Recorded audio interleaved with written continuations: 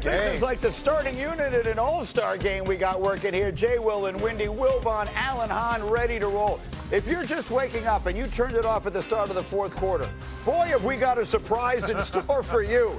Cavs and Knicks in the world's most famous arena last night. And this game was absolutely one-sided for three quarters and company.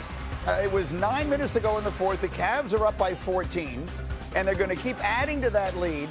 Alan, Dean Wade was 3 of 5 from 3. This gives the Cavs a 17-point lead. They were shredding the Knicks defense with a lot of cross-court passes, kick-out threes, and they were hitting them. Donovan Mitchell, he would score 29. That three makes it a 21-point game. At one point, the lead would be 22. The New York Knicks win probability would point with 0.1%. So you're saying there's a chance? There is, because they had Jalen Brunson on their side. And Windy, there was no secret. He was seeking out James Harden, and he dominated. I want you to watch the fluorescent shoes.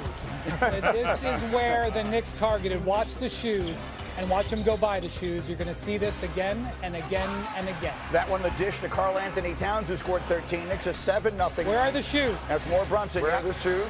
Highlighters. Not moving quick enough. Look at him. Jay Will. That's Brunson. The Knicks on a 12-1 run. They're within 12 in the game.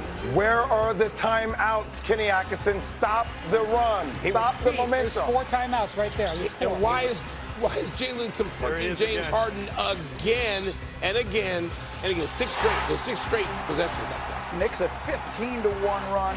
They cut it to 8, 3.5 There's to still go. 4 timeouts. Still no change to the defense. There's the highlighter shoes again. 18-1 run. Chalamet says this is better than an Oscar. Brunson 11 straight points personally. It's a 7-point game. Now it's Mikal Bridges. You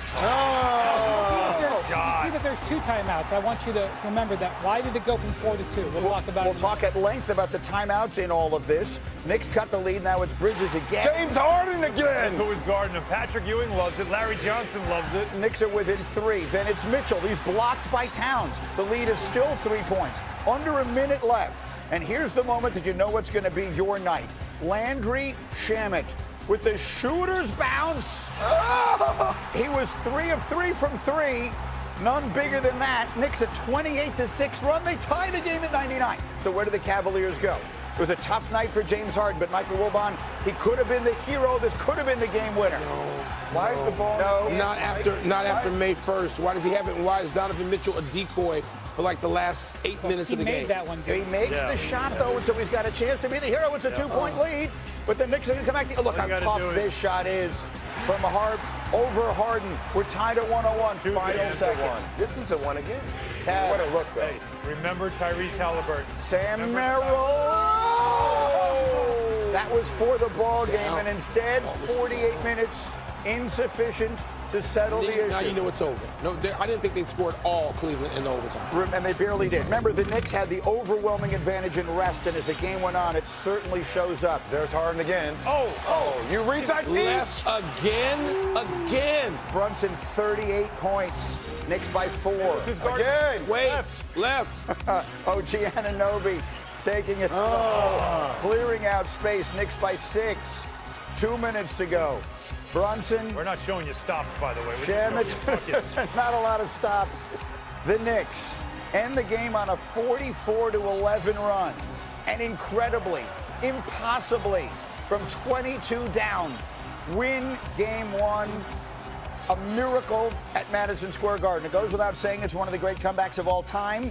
22 points down, the largest by the Knicks in a playoff game since at least 1970. I say it that way because that's when we started keeping track of such things. Entering this game, listen to this, Michael Wilbon.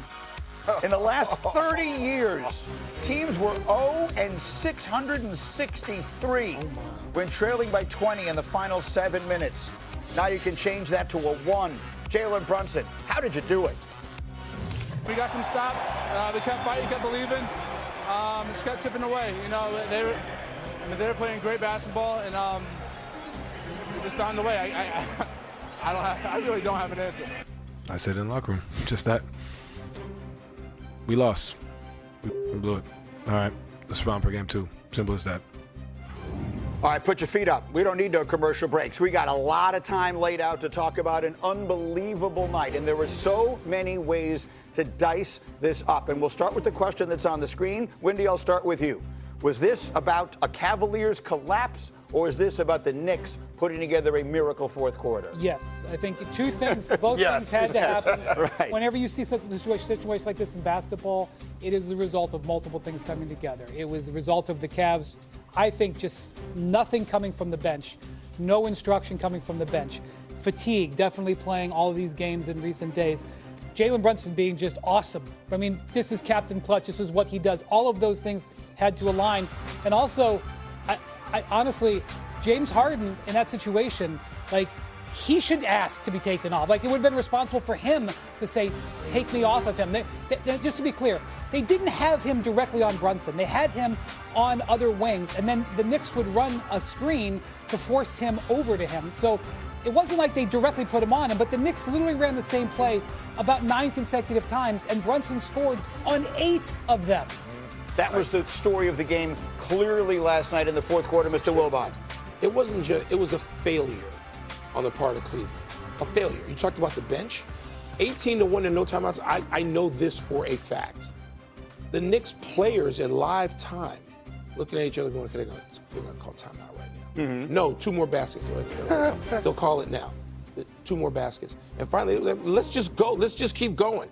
They could not believe the momentum they built was uninterrupted by Cleveland. And I'm looking at the scoreboard seeing 4, as Wendy mentioned, 4 initially, and you go 18-1, you don't call time?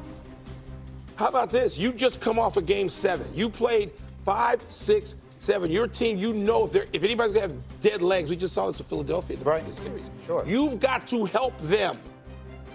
Kenny Atkinson, by all accord, a fine coach for a lot of years. It was like there was paralysis, like he could not do anything. I don't know what. The Harden thing is really unbelievable. I had a couple of players say to me, because I called people last night, and I during this, and they're all watching it, and people were like, 10 years ago, you wouldn't leave James Harden on Brunson or whoever the equivalent of Brunson was in that time. 10 years ago, at his athletic best. And now you're going to leave. The Knicks dictated that confrontation time after time after time, and they did nothing. I mean, you had Wade on him earlier. Wade 6'10". At one stretch, they don't call timeout to get Wade back in the game. He and Strus are both not in the game. The failure by the Cavaliers staff. I don't want to take anything away from the Knicks and Brunson. They were great. No, they deserve a little. But the failure was stunning. I want to play the soundbite because I think this is incredibly important. So Kenny Atkinson is asked after the game. For those of you who may have turned it off at the beginning of the fourth quarter, said this thing is over. As the Knicks are mounting this incredible comeback we just showed you, as has been repeatedly pointed out here, and Wendy was pointing out the number of timeouts on the screen, the Cavaliers bench didn't do anything about it. They didn't call a single timeout. Kenny Atkinson was asked about it after the game. This is what he said. Yeah, I like to hold my timeouts. I mean, I didn't want to have one timeout at the end of the game. 1 or 2 point game, I try to hold them, Okay, this is a terrible answer. I mean, this is an absolutely terrible answer. Wendy, can you just explain the rule so that everyone understands that actually makes no sense? Okay, so in a vacuum, what he's saying is I want to have 2 timeouts so that I can call 1 if I need it, and I have 1 to use for challenge. But you get 4. You have 4. When you get to 3 minutes, 2 of them get taken away. That's why you hear the kinds of timeout. You have to use 2 by the 3-minute mark, or you lose them. They didn't use them.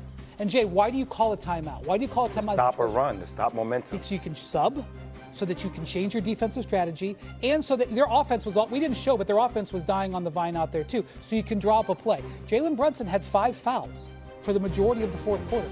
They didn't target him. Never did. Never went at him. I mean, there was cognitive arrest on the Cavs bench.